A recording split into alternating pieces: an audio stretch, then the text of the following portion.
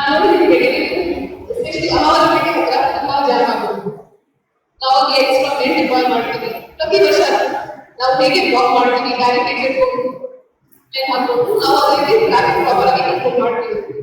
ಮತ್ತೆ before traffic advisory ಹಾಕ್ತೀವಿ, paper ಅಲ್ಲಿ ಪೇಪರ್ಸ್ ಅಲ್ಲಿ ಸೋಷಿಯಲ್ ಮೀಡಿಯಾದಲ್ಲಿ ಈ ತರ ಪ್ರಾಬ್ಲಮ್ ಇರುತ್ತೆ ಟ್ರಾಫಿಕ್. ನಾವು ಹೇಳಿದ್ದೇವೆ ಡೈವರ್ಷನ್ ಕೊಡ್ತೀವಿ. ಸೊ ಟ್ರಾಫಿಕ್ ಚೆನ್ನಾಗಿ ಇರುತ್ತೆ. ಸೆಕೆಂಡ್ ನೀವು ಹೇಳಿದ್ರೆ ಬೆಸ್ಕಾಂ ಪ್ರಾಬ್ಲಮ್ ಎಲೆಕ್ಟ್ರಿಸಿಟಿ. ಬೆಸ್ಕಾಂ ಯಾರು ಸೊ ಈಗ ತುಂಬಾ ಕಂಪ್ಲೇಂಟ್ಸ್ ಮಾಡ್ತಾರೆ, ಲೈಟ್ ಕಟ್ ಆಗುತ್ತೆ.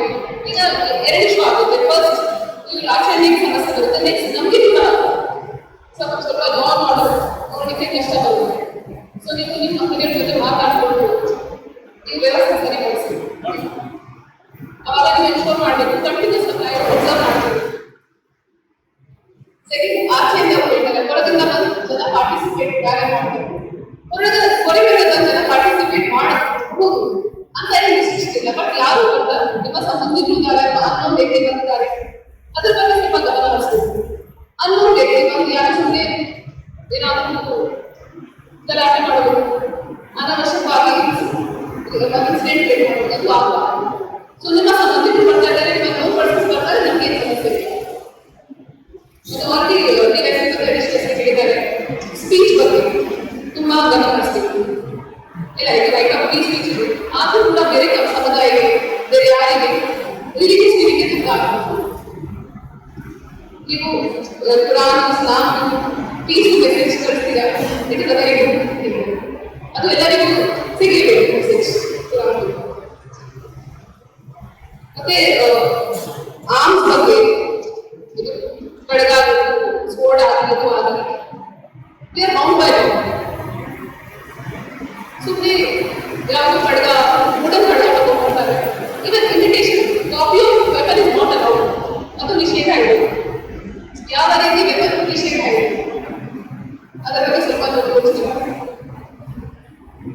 ಮತ್ತೆ ಫೈರ್ ಕ್ರ್ಯಾಕರ್ಸ್ ಇಷ್ಟು ಜನ ಇರ್ತಾರೆ, ಒಂದು ಟೈಮಲ್ಲಿ 25,000 ಜನ ಕೂಡ ಇರ್ತಾರೆ. ನೀವು ಮತ್ತೆ ಜನರಿಗೆ ಬಿಟ್ಟಾಗೆ ಹಾಕ್ತೀವಿ, ಏನಾದರೂ ಬರ್ನಿಂಗ್ ಇನ್ಸಿಡೆಂಟ್ ಆಗ್ತದೆ, ಅದು ಎಲ್ಲರಿಗೂ ಸಮಸ್ಯೆ ಬರ್ಬೋದು. ಸ್ವಲ್ಪ ಫೈರ್ ಕ್ರ್ಯಾಕರ್ಸ್ ಬಗ್ಗೆ ಯೋಚನೆ ಮಾಡಿ. ಅದೇ ರೀತಿ as per guidelines of code ನಾವು ಯಾರಿಗೆ ಟೀಚಿಂಗ್ ಪರ್ಮಿಷನ್ ಕೊಡ್ತಾರೆ, ಅದು ಯಾವ ಫೆಸ್ಟಿವಲ್ ಆಗಲಿ ಅದಕ್ಕೆ ಬಿಡ್ತೀವಿ. ನೆಕ್ಸ್ಟ್ ಫ್ಲಾಗ್ ಲೆಂತ್ ಬಗ್ಗೆ ಹೇಳ್ತೀವಿ. ಲಾಸ್ಟ್ ಇಯರ್ ಅಂತ ಇನ್ಸಿಡೆಂಟ್ ಆಗಿದೆ, ಬಿಕಾಸ್ ಯಾರು ಫ್ಲಾಗ್ ಇತ್ತ ಬರ್ತಾರೆ.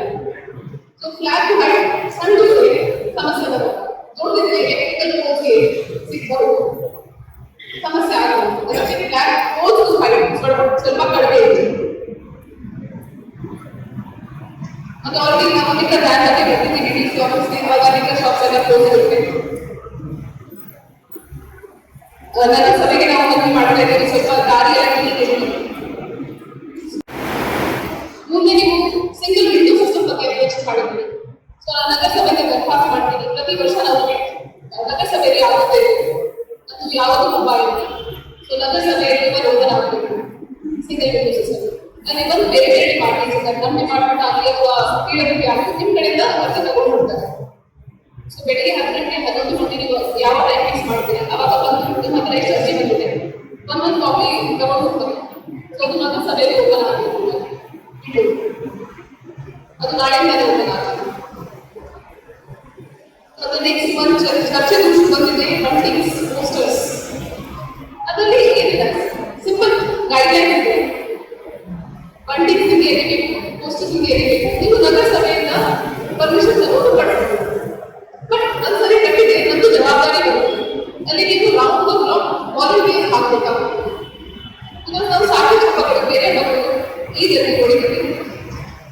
ಏನಾದರೂ ಸಣ್ಣ ಇನ್ಸಿಡೆಂಟ್ ಆದರೆ ಅದು ಒಂಥರ ಬೇರೆ ಥರ ಅದನ್ನು ಡೈವರ್ಟ್ ಮಾಡಲಿಕ್ಕೆ ಕೆಲವು ಪ್ರಯತ್ನ ಮಾಡ್ತಾರೆ. ಯಾರು ಕರೆದಿದ್ದಾರೆ ಪೋಸ್ಟರ್ಸ್, ಯಾರು ಕೆಲವು ಸರಿ ಬೇರೆ ನಾನು ಮೆನ್ಷನ್ ಮಾಡಿದ್ದೀನಿ, ಗಾಳಿಯಿಂದ ಆಗ್ಬೋದು.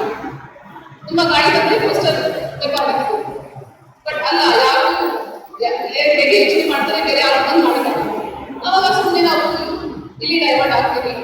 ಇದೆಲ್ಲ ಅವಾಯ್ಡ್ ಮಾಡಲಿಕ್ಕೆ ಏನು ಮಾಡಬೇಕು, ಎಲ್ಲಿ ಬಂಟಿಂಗ್ಸ್ ಮತ್ತು ಪೋಸ್ಟರ್ಸ್ ಆಗಲಿ, ಕಮಾನ್ ಆಗಲಿ ಎಲ್ಲಿ ಹಾಕ್ತೀವಿ ಅಲ್ಲಿ ನಿಮ್ಮ ವಾಲಂಟಿಯರ್ 24/7 ಇರಬೇಕು.